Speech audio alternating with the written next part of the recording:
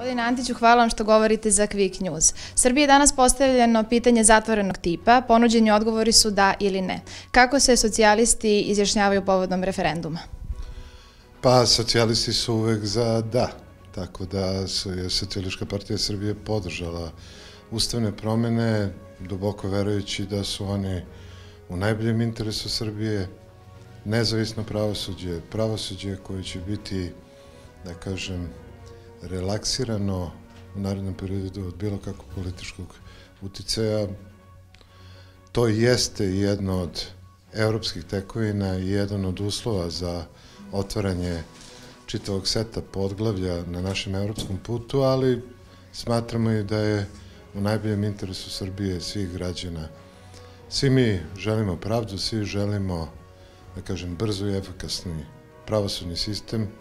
Verujem da je ovo jedan od značajnih koraka koji nas vode ka tom cilju. Šta se očekuje od referenduma? Pa mi očekujemo da će taj referendum dobiti, odnosno da će ustavne promjene dobiti podršku od građana. Naravno, uslovi u kojima se referendum realizuje su, da kažem, veoma kompleksne, pre svega iz razloga što se odvijaju u trenutku kada imamo povećani broj zaraženih COVID-om, znači epidemiološka situacija ne ide baš na ruku održavanju ovog referenduma, ali verujem da će većina građana koji će ovo pitanje prepoznati kao značajno i samim tim izaći na referendum, dati podršku ustavnim promjenama. Izbori su se približili, 3. aprila ćemo glasati. Da li će i na koji način referendum uticati na to?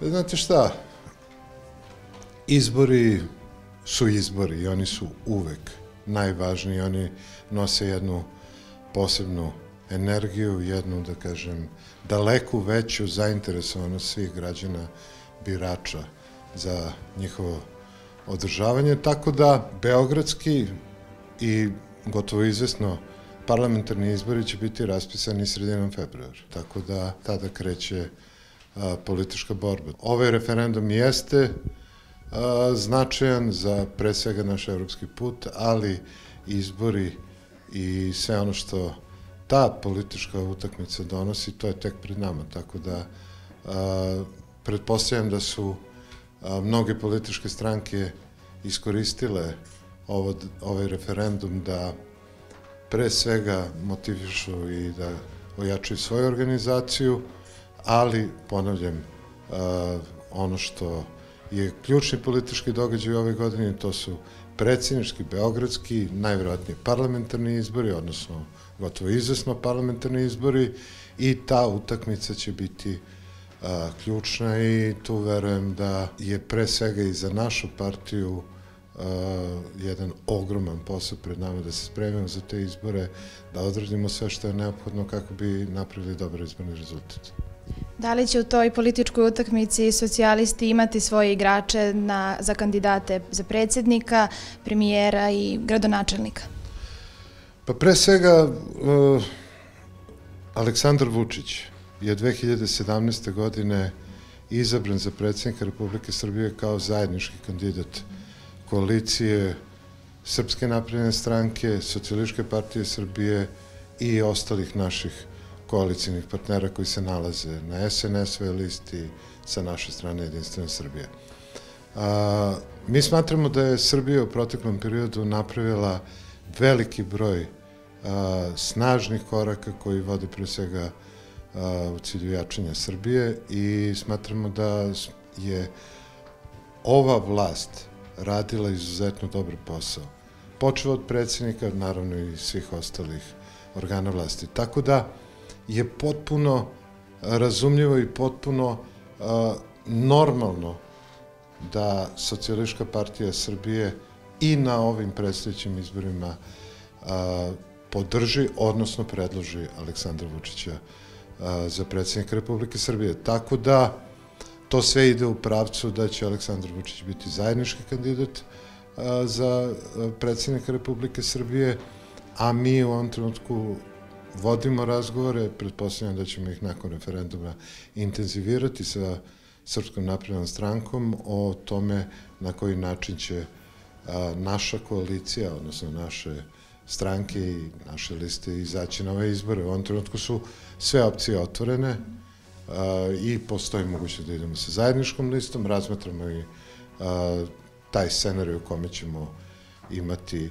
odvojene parlamentarne liste za parlamentarne i beogradske izbore, tako da ovih narednih nekoliko dana će dati javnosti odgovor na sva ta pitanja. Prebacila bih sada fokus na lokalno područje, nalazimo se u Zemunu i vi ste često u Zemunu. Kako biste ocenili rad ovog odbora? Pa pre svega ja volim način na koji Socijalistička partija Srbije funkcioniše u Zemunu.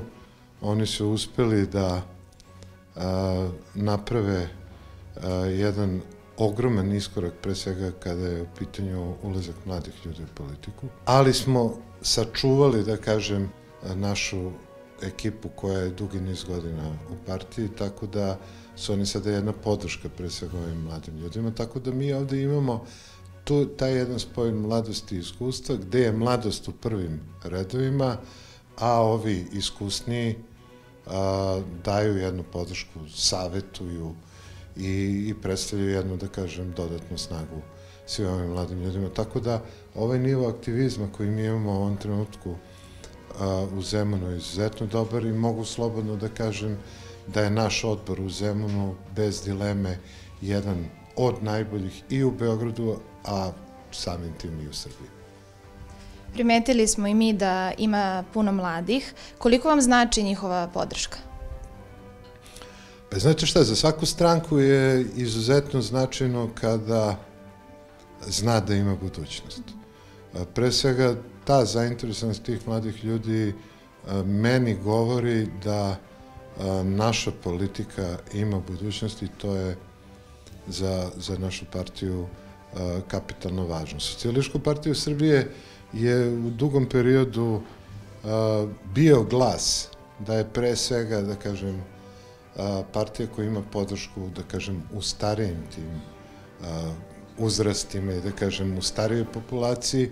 Međutim, mi sada sve više imamo podršku mladih ljudi i mislim da se to ovde u Zemunu najbolje vidi. Tako da, za mene je to i nova energija, dodatna snaga, ali ponavljam, ono što je za mene ključno, dokaz da naša partija ima budućnost. Govorili smo o nekim važnim temama. Ja bih na kraju da se malo našalimo. Sneg se topi, da li se čuvate ledenica?